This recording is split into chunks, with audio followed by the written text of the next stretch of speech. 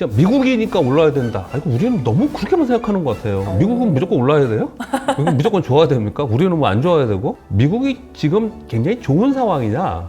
주식시장에. 그거 그렇지 않습니다. 어떤 펀드에 넣어야겠다 생각을 하면 그 펀드는 당연히 미래지향적이고 성장 섹터이고 지금 지원이 되고 향후 최소한 몇 년간은 성장할 수 있는 섹터를 담고 있는 펀드에 넣어야 돼요. 국장은 이제 3,000포인트 넘어가는데 내일 왜 계좌의 수익률 안 좋지? 이런 이제 고민들을 하시는 것 같아요. 그래서 제가 꼭 말씀드린 게 이 부분이에요. 미국을 절대 버려서는 안 된다. 네, 그 상반기때 사실은 미국이 좀 부진했어요. 부진하고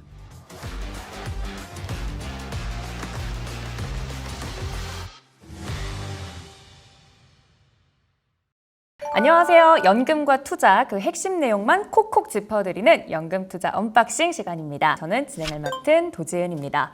자, 3분기가 다시 시작이 됐습니다. 세 번째 시간인데 관련돼서 잊을 수 없는 그 단어 코스피 3,000 많은 분들 이 뜨거운 단어를 다시 보시고 환호하셨을 것 같습니다. 자, 과연 이 3,000포인트를 넘어서 4,000, 5,000 그 이상을 갈 수 있을 것인지 아니면 단기 반등에 그칠 것인지 많은 분들이 이게 제일 궁금하실 것 같습니다. 여기에 대한 해설과 해답 오늘 도움 말씀 주실 두 분 모시고 이야기 나눠보도록 할 텐데요. 교보증권 박병창 이사님 그리고 교보생명 퇴직연금 담당 양국진 파트장님 함께해 주실 예정입니다. 예, 안녕하십니까. 교보증권 박병창입니다. 지난 4월 8에 2분기 우리 시황을 같이 이 자리에서 했던 것 같습니다. 그때 관세발 리스크로 인해서 2,300포인트대에서 우리가 방송을 했습니다. 근데 오늘 지금 녹화 기준으로 3,059포인트에 있습니다.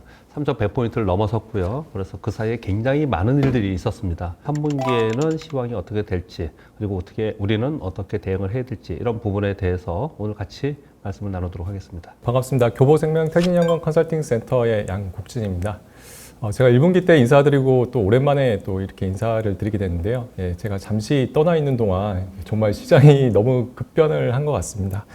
그래서 이제 아마 하반기에 대한 걱정이 또 많으실 것 같은데 오늘 자리를 통해서 이제 하반기 또 3분기 투자 전략 어떻게 가져가면 좋을지 말씀드리도록 하겠습니다. 네, 좋습니다. 두 분 모두 반갑습니다. 그렇다면 두 분 모시고 지금부터 본격적으로 3분기 퇴직연금 투자 전략에 대해서 차근차근 언박싱 해보도록 하겠습니다.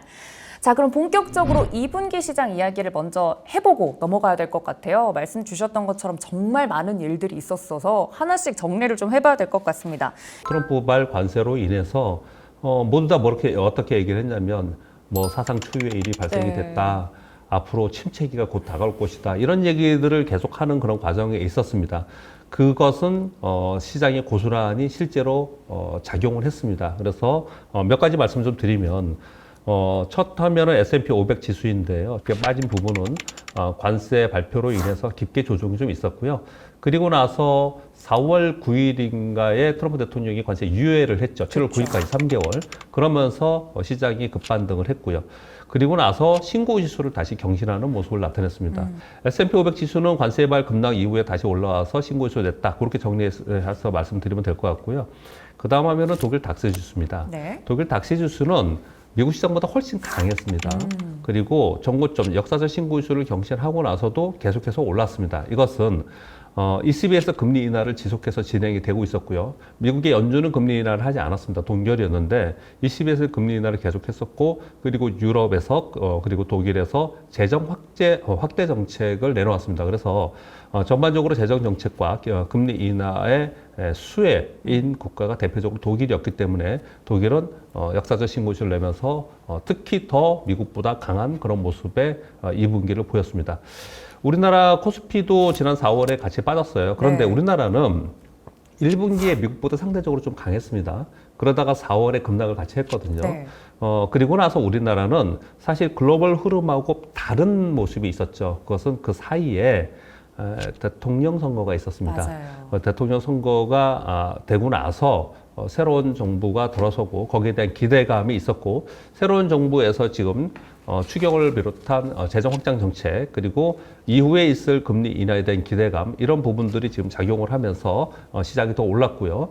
여타 국가, 글로벌 주요 국가 대비 가장 강한 2분기를 보였다라고 정리를 하겠습니다. 맞습니다. 말씀 주셨던 것처럼 우리나라 같은 경우 대선 이슈가 있었기 때문에 그 어느 나라보다도 더 강하게 오른 면이 없잖아 있었는데요. 그중에서도 좀 상승을 이끌었던 쪽 살펴보면 기존 주도주들도 잘 갔지만 또 이러한 수혜가 예상되는 종목들도 다 같이 가면서 지수 자체적으로 가지 않았습니까? 강했던 섹터 전반적으로는 어떻게 보셨습니까? 소위 여러분 다 아시는 조선, 방산, 원자력, 전력기기 그리고 화장품 요쪽은 계속 강했습니다. 그래서 요번에도 계속 강한 흐름을 좀 끝까지 이어갔고요. 요게 이제 반기 말인 6월 말까지 계속 이어가는 그런 흐름을 좀 보였고요. 그리고 이제 선거가 끝나고 나서 상법 개정 이슈가 있었죠. 그래서 그쵸. 상법 개정이 통과가 됐습니다. 시장이 원하는 모든 것이 다 포함되지는 않았지만 선언적 의미, 상징적 의미의 상법 개정이 통과가 됐습니다. 그로 인해서 상법 개정의 가장 수혜라고 지금 일컬어지고 있는 대형 지주사들 그리고 은행주들 그리고 이제 금융주 중에서 증권주들 뭐 이런 주들이 강한 모습을 나타냈고요. 맞습니다. 시장에서 또 강세를 띄웠던 섹터 종목들 잠깐 저희가 짚어봤고요. 이렇게 다이나믹한 흐름을 보인 2분기를 정리를 하고 있는데 이런 와중에서도 글로벌 자금 흐름이 퇴직연금 투자자에게도 굉장히 중요한 신호가 될 것 같아요. 그리고 이제 퇴직연금 같은 경우에도 이제 보면 사실 이제 장기 자금이기 때문에 그쵸. 이제 그 시황에 따라서 이제 자금이 크게 들어오고 나가고 이러지는 않는데 시황의 부분도 있지만 기본적으로 이제 투자를 해야겠다라는 이제 그런 생각들을 많이 하시는 것 같아요. 예, 그래서 단기적인 변동성은 있지만 이제 어쨌든 코스피도 3,000을 넘고 이제 미국도 올라가고 있기 때문에 투자 심리 자체는 계속해서 유지되고 있다 이렇게 말씀드릴 수 있을 것 같습니다. 달러 인덱스와 국제 수익률 어디서부터 정리를 해야 될까요? 일단 시황은 환율과 국채 수익률로 움직이는 겁니다. 네. 그 기본을 항상 잡고 가셔야 되고요. 그리고 지금 이 방송은 퇴직연금에서 지금 진행을 하고 있지 않습니까? 네. 퇴직연금 하시는 분은 오늘 사서 오늘 파시는 분들이 아니에요. 그렇죠. 그렇기 때문에 장기적인 흐름을 파악하고 가는 것이 굉장히 중요한 거고요. 그리고 이 방송을 많은 분들이 보셨으면 좋겠는데 왜 그러냐면 제가 그동안에 작년부터 이 퇴직연금 방송을 하고 있는데요. 최근 들어서 외부의 오프라인 세미나 섭외 요청이 있어서 그쪽에 네. 이제 많이 다니고 있는데 전에보다 주식시장에만 관심이 많은 게 아니고 퇴직연금 관심이 엄청나게 많아졌습니다. 퇴직연금 관심이 엄청나게 많아진 이유는 똑같이 같이 근무를 했는데 한 사람은 퇴직연금이 1억 있는데 한 사람은 1억 8천이 있는 거예요. 그래서 엄청난 차이가 생긴다는 것들을 사람들이 많이 생각하게 됐고요. 퇴직연금이잖아요. 퇴직연금 깨먹으면 안 되지 않습니까? 퇴직연금 깨지면 안 돼요. 그래서 네, 노후. 상당히 걱정도 네. 많이 하고 있어요. 네. 왜 얘기를 중간에 뜬금없이 말씀을 드리느냐. 그래서 항상 환율과 국채 수익률을 가지고 퇴직연금은 생각을 하셔야 된다 생각을 합니다. 시황은 장기적으로 환율과 국채 수익률로 갑니다. 그 말씀을 좀 먼저 드리겠고요. 네. 먼저 환율부터 말씀을 드리면 미국 시장이 올해는 상대적으로 글로벌리 수익률이 좀 낮았습니다. 그리고 우리나라는 상대적으로 또 좋은 모습을 나타냈고, 그건 우리나라 내부적인 사정도 있었지만 미국 시장의 달러스가 어떤 흐름을 보였느냐?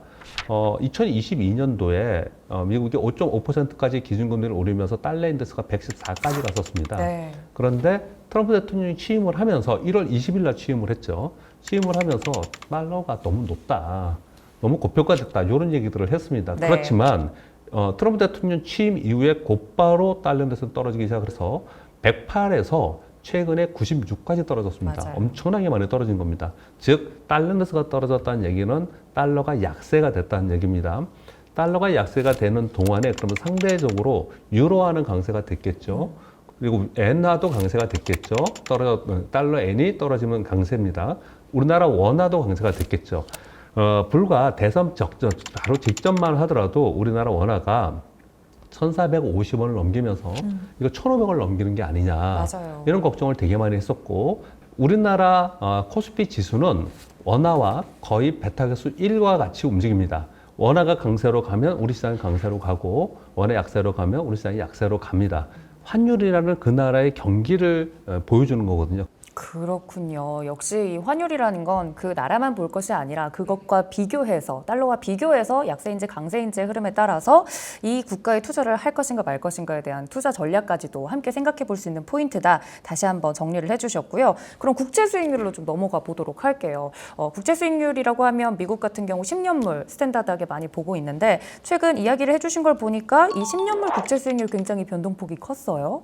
네, 움직임 어떻게 좀 보고 계셨나요? 국채 수익률이 지금 미국의 기준금리는 4.25에서 4.5%입니다.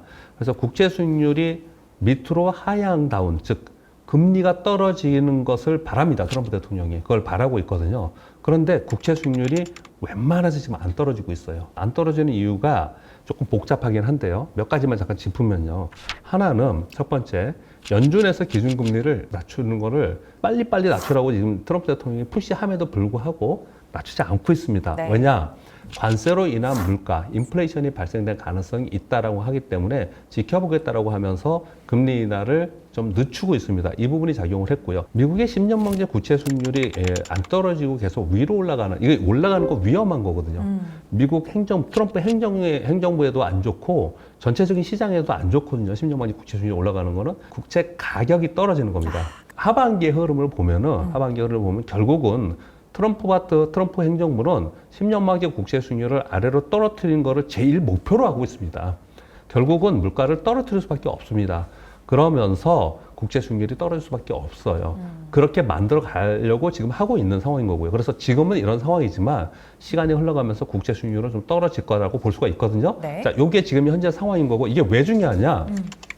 아까 우리나라 환율은 워낙 강세가 될 때 시장이 상승한다 그랬죠. 그렇죠. 달러도 똑같아요. 달러가 강세가 될 때 시장이 상승하고 달러 약세되면 시장이 하락하고 이런 흐름을 좀 보이거든요. 근데 국채 수익률은요. 국채 수익률이 금리가 떨어져야지만 시장이 오릅니다. 금리가 떨어진다는 얘기는 시장의 유동성을 더 많이 보강한다는 얘기지 않습니까?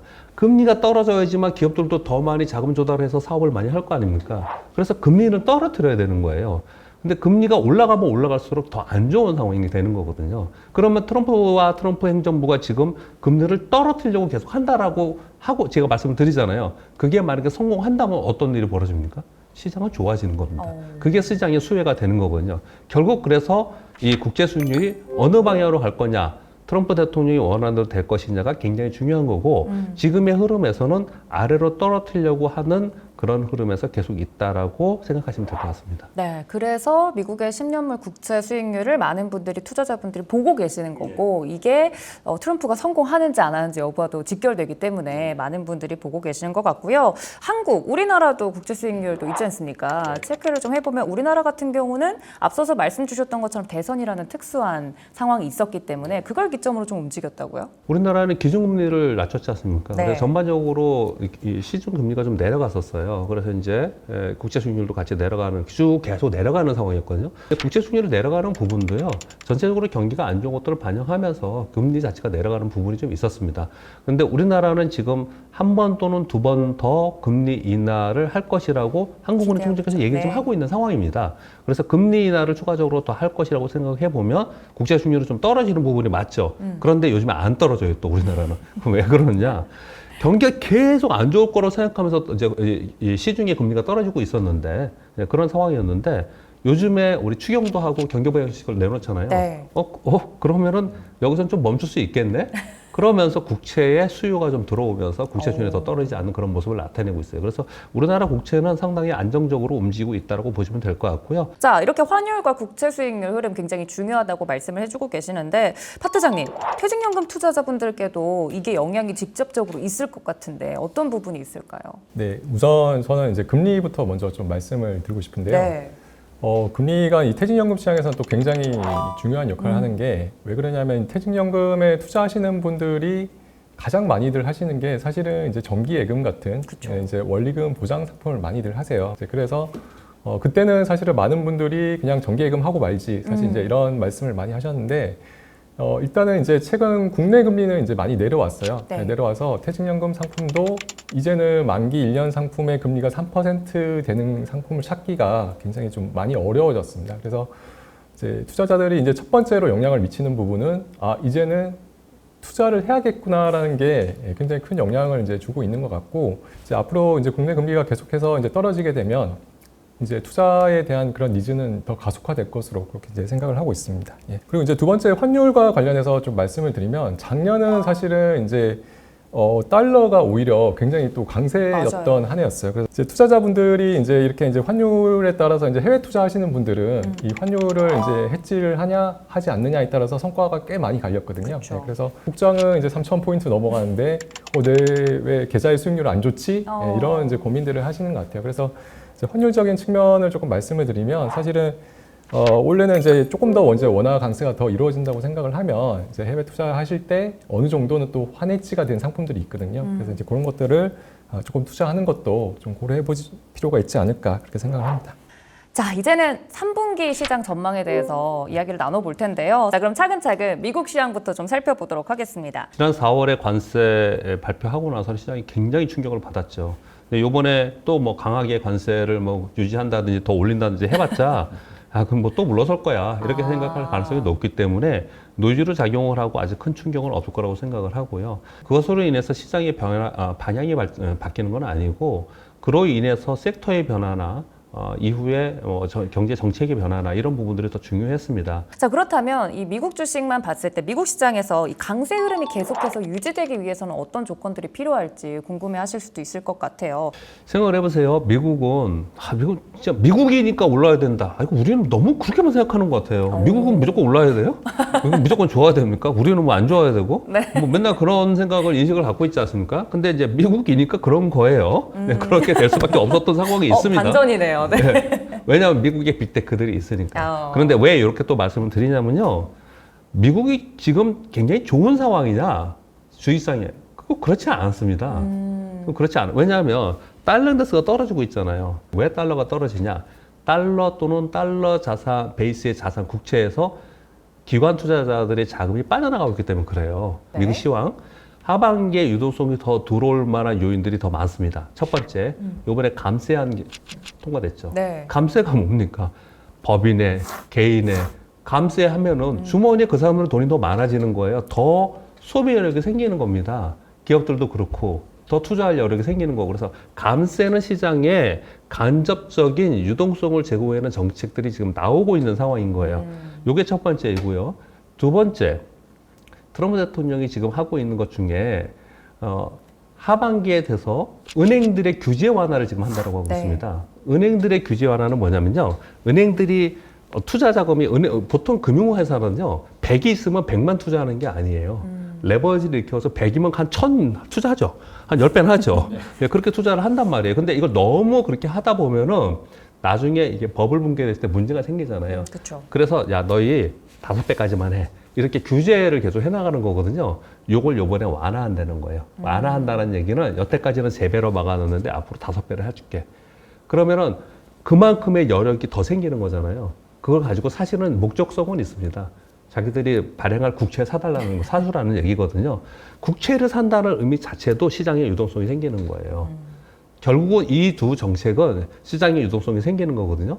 그러면 미국은 올 하반기에 들어서 시장의 재정 확장 정책이 되는 유동성 제공을 하면서 금리 인하가 동시에 되는 거예요. 그럼 올 하반기는 미국은 상반기에 온갖 노이즈들이 있고 그것을 걷어들이는 작업 중에서 시장 유동성을 제공하는 거기 때문에 하반기에 기대감이 있는 상태예요.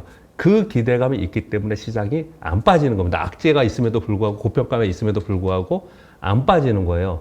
그런데 만일 그 이벤트가 실제로 실현되면은 그러면 엄청나게 좋아지겠네요? 시장은 그렇지 않아요. 시장은 그런 걸 반영하면서 움직이기 때문에 시장은 지금 굉장히 이 상태에서 추가적으로 더 상승할 수 있을 거라고 얘기하지만 굉장히 제한적일 가능성이 높아요. 왜냐하면 이 내용들을 전부 다 반영하면서 시장이 움직이고 있기 때문에 여기서 빠지기보다는 위쪽을 바라보지만 제한적일 것이다. 라는 게 지금 하반기의 미국 시황으로 좀 보고 있습니다. 자, 우리 시장에 지금 뭐 사람들의 마음이 뭐라고 표현하죠, 이거를? 두근두근 합니다, 요즘에. 네. 두근두근. 막 4,000피, 5,000피 얘기하고 막 이러고 있기 때문에 두근두근 그런 한 상황인데 일단 1차 상승은 거의 다 달려왔지 않았나라고 저는 생각을 하고 있습니다. 우리들 마음 같아서는 막 그냥 여기서 달려가서 3,500, 4,000, 5,000 이렇게 갔으면 좋겠다고 막 얘기를 하고 있지 않습니까? 네. 근데 거기에 걸림돌이 있습니다. 어떤 걸림돌을 얘기하냐면 시장은 어떤 기대가 있을 때 기대감을 반영하면서 움직이지 않습니까? 네. 그 기대감의 반영은 우리나라는 3가지 요인이 있었습니다. 하나는 재정 확장 정책이 있을 거다. 재정 확장 정책과 금리 인하 정책이 이 2가지가 핵심이에요. 앞으로는 시장이 여기서 다음에 올라갈 때는 가는 종목만 가는 게 아니고 골고루 온기가 확산될 가능성이 있기 때문에 펀드 수익률이 좀 더 좋아질 가능성이 있거든요. 그래서 이 퇴직연금에서는 그게 상당히 중요해. 일단 내가 직접 투자를 하지 않는다 하더라도 시장 자체가 여기서 한 단계 더 업그레이드 되는 건 굉장히 중요합니다. 근데 최근 정부가 발표하는 내용들을 좀 살펴보면 구체적으로 좀 내놓고는 있잖아요. 아까 반도체, 자동차 이야기도 해주셨지만 AI에 100조 투자하겠다. 뭐 아니면 다른 쪽을 더 키워 콘텐츠 쪽, K 콘텐츠나 이런 쪽도 밀어주겠다. 구체적인 이야기들이 나오고 있긴 한데 만약에 3,100을 넘어서 3,300으로 더 드라이브를 거는 시대가 된다면 어느 쪽을 또 집중적으로 봐야 될지도 궁금하긴 해요. 그러니까 그런 질문을 만약에 하시면 어떻게 대답할까 오면 생각을 좀 해봤거든요. 왜 그러냐면요. 네. 요 방송 지금 우리 퇴직연금에서 우리 교보생명 그렇죠. 퇴직연금에서 방송을 하고 있는 겁니다. 이 퇴직연금에 들어가서서 퇴직연금에서 이걸 운영을 하시는 분들은 사실은 거의 대부분 은행 예금에 있죠. 예, 그렇죠. 많은 자금이. 예, 거의 대부분 채권 수익률에 있습니다. 거의 대부분 거기에 있고 거기에 조금 더 적극적으로 하시는 분들이 좀 공격형 펀드를 한다든지 아주 공격적으로 하시는 분들이 ETF를 좀 하세요. 그렇게 하시는 분들은 이 질문이 맞아요. 그래서 지금 어디 섹터로 가야 되느냐가 굉장히 중요해요. 그런 분들한테는. 그쵸. 근데 그걸 내가 퇴직연금이 내가 지금 현재 1억이 있어. 그럼 1억을 여기다 넣어야지 하는 게 아니고요. 내가 넣고 싶은 만큼 넣을 수도 있어요. 그래서 내가 너 무서우니까 퇴직연금이니까 무서우니까 내가 20% 정도만 여기다 넣어야겠다. 어떤 펀드에 넣어야겠다. ETF까지 공격적으로 안 한다 하더라도 어떤 펀드에 넣어야겠다 생각을 하면 그 펀드는 당연히 미래지향적이고 성장 섹터이고 지금 지원이 되고 향후 최소한 몇 년간은 성장할 수 있는 섹터를 담고 있는 펀드에 넣어야 돼요. 그 펀드 이름에 가보면 쫙 있고요. 그 펀드를 눌러보면 어떤 섹터, 어떤 종목에 들어가 있는지가 다 나오거든요. 네. 그래서 퇴직연금을 하시는 분들도 무조건 시황이 제일 중요하지만 그 안에 펀드에 넣기 위해서는 세상이 어떻게 변하고 있고 어떤 섹터가 지금 움직이고 있는지가 가장 중요한 것 중에 하나예요. 그래서 말씀을 좀 드릴게요. 네. 그러니까 이런 거죠. 지금 소위 조방원, 전력기기, 화장품 네. 이렇게 얘기했던 것은 사실은 화장품은 따로 구분할게요. 화장품은 우리의 저력이었습니다. 우리의 저력이었고요. 전력기기는 제가 보기에는 굉장히 장기적으로 수혜인 섹터라고 생각을 합니다. 왜냐하면 전력난이 앞으로 더 생길 수밖에 없어요. 그렇죠. 왜냐? 더워지죠. 엄청나게 덥죠. 그리고 데이터 센터 계속 지금 짓고 있죠. 전 세계 곳곳에서 전쟁을 일으켰고 더 지금 피폐해졌잖아요. 그러니까 제거를 해야 된단 말이에요. 그래서 전력기기는 전력난은 생길 수밖에 없습니다. 일론 머스크 맨날 그러잖아요. 전력난 생길 거라고. 네. 근데 조방원은요. 네. 조선방산 원자력은 요거는 이번에 생긴 트럼프 대통령이 되면서 생긴 수혜 섹터예요. 얘네들은. 방산, 전쟁 막 나면서 방위산업비 올려라 막 이러면서 생긴 거고요. 원자력도 사실은 그 트럼프 대통령 전만 해도 신재생 에너지였습니다. 그랬죠. 그러니까 요번에 생긴 거예요. 이런 것도요. 그리고 조선도 미국이 지금 조선이 낙후되어 있어서 조선 재건 사업한다고 막 하면서 그러다 보니까 조선이 잘하는 데가 중국하고 한국뿐이 없는데 중국은 하기 싫어. 그러니까 한국하고 할 거야. 요런 거에 수혜가 된 거예요. 이 얘기를 제가 왜 말씀드리냐. 어떤 정부가 생기면서 그 정책에 의해서 움직이는 거는 아주 롱텀은 아니에요. 아주 롱텀은 아니고 그 시기에 텀을 보고서 해야 된다라고 트렌드라는 거죠. 네. 이렇게 구분할 필요가 있는 거고요. 우리나라에 아까 질문 주신 거 우리나라 보면 지금 하고 있는 거는 당연히 미래에 계속 해야 되는 쪽으로 지금 얘기를 하고 있어요. AI. 이건 무조건 그쪽으로 가는 거죠. 그래서 그 펀드에 보시면요. 뭐 자율주행, 로봇, AI 이런 데 들어간 거 있잖아요. 이런 것도 롱텀으로 그냥 있어도 중간에 흔들림이 있어도 그런 펀드에 가입을 하시면은 퇴직연금에서 걔는 좋은 투자처라고 생각을 하고 있고요. AI 쪽은 확실하고 또 하나 확실한 게 뭐냐면 우리나라의 밸류업, 주식시장 활성화. 그래서 코스피 5천, 민주당 내에 5천 위원회가 생겨 있지 않습니까? 네. 코스피 5천 위원회가. 그러니까 코스피 5천을 바라보면서 바로 못 가더라도 계속 그런 과정 속에서 거기에 수혜가 될 수 있는 종목 또는 섹터들이 있지 않습니까? 그렇죠. 그러니까 특히 우리나라는 주식시장 밸류업 프로그램 하고 있기 때문에 그쪽은 우리나라 쪽에 중장기적으로 좋을 수 있다라고 보시면 될 것 같습니다. 아, 네. 우리 파 대장님 어떻게 보십니까? 일단은 저는 이제 좀 단기적인 거랑 좀 장기적인 걸 좀 나눠서 좀 말씀드려야 될 것 같아요. 단기적으로는 이제 뭐 국내를 이제 저는 좋게 보고 있고, 근데 장기적으로 우리가 이제 그 꼭 마음속에 이제 담아둬야 될 부분이 제가 꼭 말씀드린 게 이 부분이에요. 미국을 절대 버려서는 안 된다. 예, 그 상반기 때 사실은 미국이 좀 부진했어요. 사실은 좀 네. 부진하고 여러 가지 부침이 있긴 했는데 우리가 이제 10년, 20년의 장기적인 자산을 투자한다고 가정했을 때 그 미국을 배제할 수 없는 이유가 이제 그런 펀더멘탈적인 요소 때문에 그렇습니다. 그리고 이제 미국이 계속해서 전 세계에서 이제 리딩하는 기업들이 계속해서 이제 늘어나고 있고, 예, 그래서 이제 특히나 이제 최근처럼 이제 굉장히 국가 간의 어떤 분쟁이 또 이제 잦아지고 이제 이런 곳에서는 승자 독식의 어떤 사회로 가는 게 아닌가. 이제 그런 데서 미국을 제외하고 과연 투자를 했을 때 수익을 담보할 수 있을 것인가. 예, 그런 이제 의구심이 분명히 있고요. 그래서 저는 이제 국가로 봤을 때는 이제 미국을 우리는 꼭 기억해야 된다라는 걸 말씀드리고, 업종으로 봤을 때는 이제 이사님께서 말씀하신 이제 전력, 근데 좀 더 넓게 보면 사실은 AI 관련된 것들이거든요. 그러니까 이제 AI와 관련된 것들이 이제 세상을 바꿀 것이고, 그거를 하기 위해서는 결국에 이제 전력이 또 필요한 거고, 그렇죠. 예, 그리고 더 길게 가면 결국 로봇이라든가 이런 것까지 연결이 되고, 그래서 업종으로 보면 이제 그런 AI나 전력 이런 초장기적인 어떤 트렌드가 있는, 예, 이런 것들을 우리가 기억을 해야 한다. 그래서 만약에 이제 투자를 굉장히 이제 이렇게 빠르게 움직이시는 분들은 이제 말씀하신 그런 업종 섹터에 이제 집중하시겠지만, 만약에 이제 그냥 마음 편하게 내가 조금 길게 투자하고 싶다라고 하시는 분들은 뭐 적어도 미국을 한 절반 정도는 두고, 그다음에 이제 나머지 절반 정도는 이제 코스피 뭐 이런 것들, 예, 그래서 조금 꼭 하나를 선택할 필요는 없거든요. 그래서 이제 그런 것께 좀 분산 투자를 하는 게 이제 결국에는 좀 마음 편하게 어쨌든 시장을 대응할 수 있는 부분이 아닌가 그렇게 생각하고 있습니다. 바로 운용 전략 파트로 넘어가 보면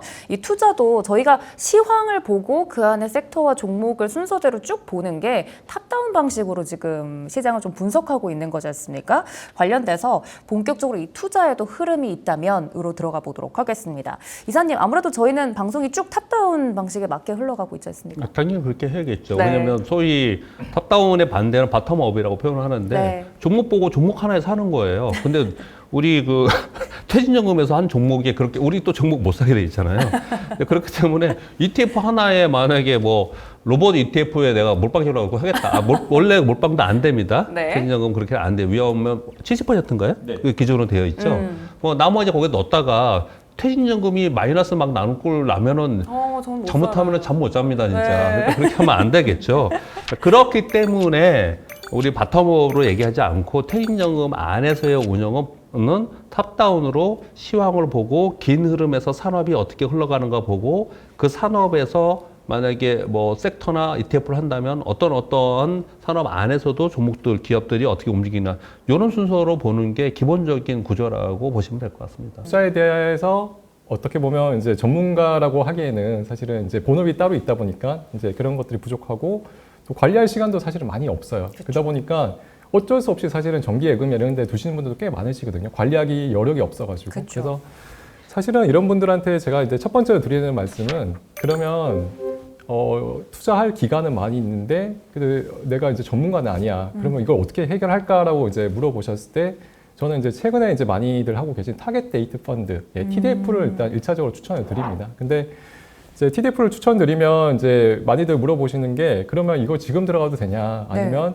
그 시장 상황에 맞춰서 떨어졌을 때 들어가야 되냐, 이렇게 물어보시거든요. 또 타이밍을 물어보시는군요. 네, 타이밍을 또 물어보시는데, 언제 투자해야 된다고 여쭤보시면 지금 바로 하셔야 된다라고 제가 말씀드립니다. 예, 예, 그래서 이제 현실적인 조언은 이제 저는 TDF를 지금 당장 많이 들어가시는 게 필요하다라고 이제 말씀을 드리고, 근데 조금 사람의 욕심이 있잖아요. 그러니까 욕심이라고 하면 TDF가 좋긴 한데 좀 지겹고 내가 뭐 하는 것도 없고, 또 이제 그런 것들이 이제 마음에 안 드신 분들한테는 저는 그러면 조금 더 수익을 낼 수 있는 국가 혹은 섹터를 이제 말씀을 드리죠. 그리고 제가 이제 반복적으로 말씀을 드리지만 그 국가라는 거는 결국 미국입니다. 미국, 네. 예, 미국이고, 미국에서 업종을 말씀드리면 결국에는 AI다. 그러면 이제 가장 심플하게 이 아이디어를 구현할 수 있는 거는 결국 S&P하고 나스닥을 사면 되거든요. 예, 그래서 미국에서 나오기 때문에 결국에는 그 과일은 어쨌든 미국이 가져간다라고 이제 보면, 우리가 장기적인 투자 관점에서 보면 물론 이제 국내도 있고 그리고 미국도 있지만, 그래서 한 10년간은 어쨌든 미국을 절대 버리고 가서는 안 된다. 예, 단기적으로 이런 조정이 있겠지만 오히려 이럴 때일수록 우리 미국을 이제 매수를 하고 한 5년, 10년을 가져가면 충분히 저는 이익을 얻을 수 있을 것이라고 생각하고 있습니다. 오늘 나에게 맞는 전략은 무엇인지 콘텐츠 보시면서 다시 한번 생각해 보셨으면 좋겠고, 저희 벌써 이렇게 달려오다 보니까 마무리할 시간이 돼서 두 분 미처 하지 못했거나 아니면 마지막으로 해주실 말씀 한 말씀 부탁드려보고자 하는데, 이사님 마지막 한 말씀 부탁드릴게요. 많은 분들은 그냥 시황 듣기 위해서 뭐 그냥 들으신 분도 있으시겠지만은 직접 하시는 분들은 상당히 고민이 깊어요. 그리고 지금 아까 말씀 주신 것처럼 거기에 펀드나 아니면 TDF나 이런 거 그냥 뭐 하셔도 되지만 이제 마음이 욕심이 생기는 거잖아요. 하나는 뭐냐면 지금 우리가 어떤 섹터 얘기를 하지 않습니까? AI라면은 AI 얘기하고, 그리고 지수도 좀 앞으로 우리나라 지수가 좀 괜찮아질 것 같고, 그리고 배당이 분리가지 하면 배당주가 앞으로 좋을 것 같고요. 고배당주로 괜찮을 것 같고요. 미국의 빅테크 괜찮을 것 같고요. 그리고 뭐 전력기 괜찮을 것 같고, 이러면 한 10개 정도 섹터가 나와요. 벌써. 네, 그렇게 10개 나오거든요. 그 10개 정도의 펀드 고르게 꾸준히 계속 들어가게끔 만들어 놓는 구조로 하는 게 되게 좋을 것 같아요. 우리 양파 투자님은? 바야흐로 이제 투자의 시대가 퇴직연금에도 확실히 온 것 같아요. 이제 많은 분들이 투자를 또 받아들이시고, 그리고 이제 투자를 하겠다라는 이제 의사가 있으신데, 저는 이제 투자를 이제 하시는 분들한테 꼭 드리고 싶은 말씀이, 그 투자라는 이 주식을 사실은 이제 많은 분들께서 사고 파는 자산으로 많이들 여기시거든요. 그러니까 이제 막 샀다가 팔았다가, 그러니까 이제 이런 고민들이 많이 생기시는데, 만약에 이 자산을 사고 파는 게 아니라 그냥 계속 사기만 하는 자산이라고 한번 생각을 해보면 이 주식을 바라보는 관점이 많이 달라지게 됩니다. 그러니까 이제 보통 우리가 부동산하고 주식을 많이 비교를 하는데, 이게 부동산은 우리가 많은 분들께서 사실 상승의 경험이 있거든요. 그쵸. 그리고 이제 재산을 만들어 본 경험인데, 왜 그랬는지 한번 생각을 해보면 이게 자의반 타의반으로 장기로 어쨌든 부동산을 집을 팔 수가 없잖아요. 어쨌든 그쵸. 집은 가지고 있어야 되니까. 그러다 보니까 그냥 가지고 10년, 20년, 30년 있다 보니 그 주변이 좋아지고 그러면서 부침을 겪기는 했지만 어쨌든 집값이 올라서 이제 재산을 만든 거거든요. 그러면 같은 컨셉으로 주식을 바라보면 주식도 내가 타이밍 맞춰서 사고 파는 자산이 아니라 그냥 내 자산처럼 계속 모아가는 자산이라고 생각을 해보면 우리가 이제 그렇게 이제 타이밍이라든가 이런 종목단에 있어서 너무 크게 고민할 필요는 없다라고 제가 생각을 하고 있고, 그리고 이제 두 번째 제가 꼭 드리고 싶은 말씀은, 사실은 이 종목의 어떤 그 성과라는 건 이제 미래의 일이기 때문에 누구도 이제 알 수는 없잖아요. 근데 제가 투자를 실패하시는 분들의 그 원인을 제가 곰곰이 생각해 보면 대부분 투자 기간의 문제예요. 기간. 예, 기간이 가장 이제 크리티컬합니다. 그러니까 궁극적으로는 성공할 자산이었는데 내가 너무 빨리 팔거나 이제 이런 이제 매매를 하다 보니까 투자를 실패한 경우가 굉장히 많았던 거죠. 저 뼈가 아파요, 파트장님. 예. 투자는 대상도 중요하지만 기간이 훨씬 중요합니다, 사실은. 예, 그래서 대부분의 분들이 굉장히 투자 기간을 짧게 가져가시는데, 이 퇴직연금은 사실은 은퇴하고 나서도 계속 투자를 한다고 생각하면 이 기간의 힘으로 밀어서 성공시킬 수가 있어요. 예, 전문 지식이 없어도. 예, 그렇기 때문에 저는 종목을 너무 고민하시는 것도 중요하지만 예, 투자 기간을 내가 계속 사 모아서 가져가겠다. 예, 그런 마음을 가지시길 바랍니다. 네, 저희 연금 투자 이 언박싱 콘텐츠를 하면서 저도 그렇고 화면 너머에 보고 계시는 우리 투자자분들도 고개를 끄덕끄덕 하고 계실 것 같아요. 사실은 이 마음을 다잡는 게 굉장히 어렵거든요. 시간을 이기는 게 어렵고요. 그런데 있어서 우리 두 분께서 방향성을 옳게 제시를 해주시고, 그 방향성이 맞다는 판단이 들면 그걸 긴 호흡으로 가져갈 수 있는 방법에 대해서 다시 한번 이 3분기 언박싱 콘텐츠 통해서 이야기를 해주신 것 같으니 마음속에 저도 다시 한번 새기고 시간을 이기는 투자 한번 해봐야 될 것 같습니다. 특히나 우리 연금 굉장히 소중하지 않습니까? 지키고 그걸 더 수익률을 극대화할 수 있는 방법, 오늘도 알찬 이 시간 통해서 나누어 봤습니다. 더 현명하게 설계할 수 있으면 좋겠네요. 그럼 두 분 보내드리면서 저도 여기서 인사드리겠습니다. 함께해 주신 여러분 고맙습니다.